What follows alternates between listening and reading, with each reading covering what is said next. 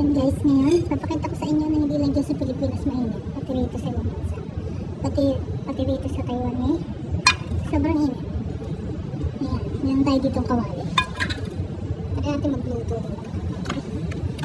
So yung kawali natin. Lagyan natin ng mantika. Kunti lang syempre kasi itlog lang niluluto din natin.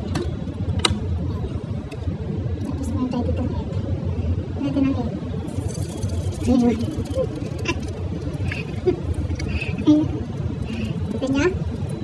Hindi lang dyan sa Pilipinas mainit. Dito. Ayan. Okay na to. Isa to sa kailangan namin yung makatipid kami. So, ayan. Araw lang makaluto na kami dito. Ayan. Meron tayo dito ang itlog. Ayan. Ito ang tinatawag na sunny side up egg.